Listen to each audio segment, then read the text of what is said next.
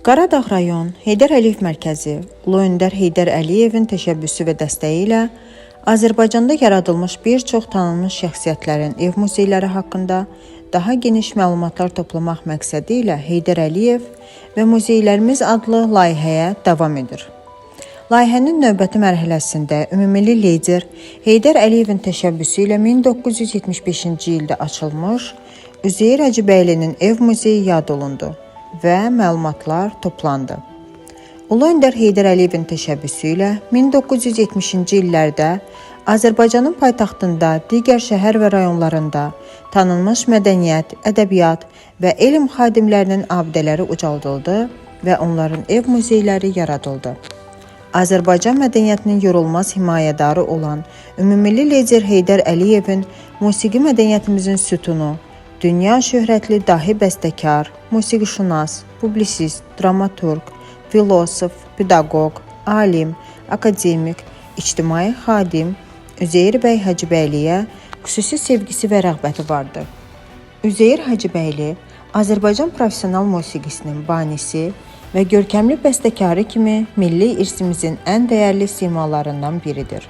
1975-ci ilin noyabr ayının 20-sində dahi liderin təşəbbüsü və iştirakı ilə Bakıdakı Şamil Əzizbəyev 67 ünvanında görkəmli Azərbaycan bəstəkarı, musiqişünas və ictimai xadim Üzeyir bəy Hacıbəylinin 1915-1942-ci illər ərzində yaşadığı evdə Üzeyir Hacıbəylinin 90 illik yubileyi münasibəti ilə onun xatirəsini yaşatmaq və gələcək nəsilləri ötürmək məqsədi ilə muzey yaradıldı və təntənəli açılışı oldu. Muzeyin ekspozisiyası dahi bəstəkarın həyat və yaradıcılıq yolunu əks etdirən nadir eksponatlardan ibarətdir.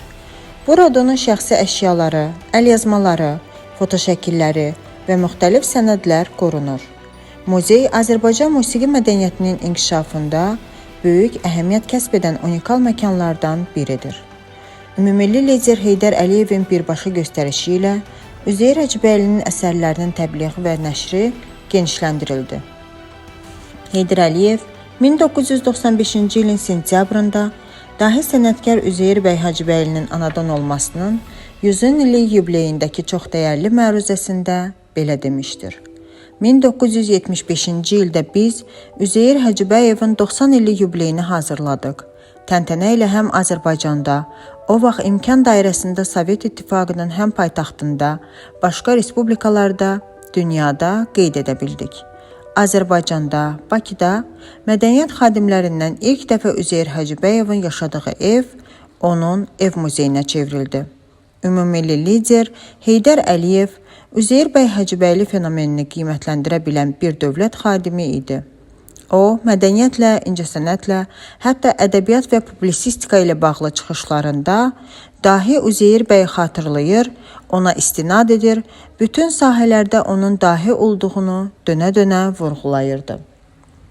1995-ci ildə Heydər Əliyevin fərmanı ilə hər il 18 sentyabr Üzeyir Hacıbəyli günü kimi qeyd olunmağa başlandı.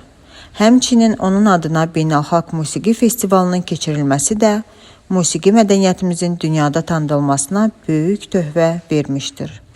Üzeyir Hacıbəylinin ev muzeyi təkcə bir eksponatlar toplusu deyil, həm də Azərbaycan musiqisinin inkişafını, onun dünya miqyasında tanınmasını təmin edən mədəniyyət ocağıdır.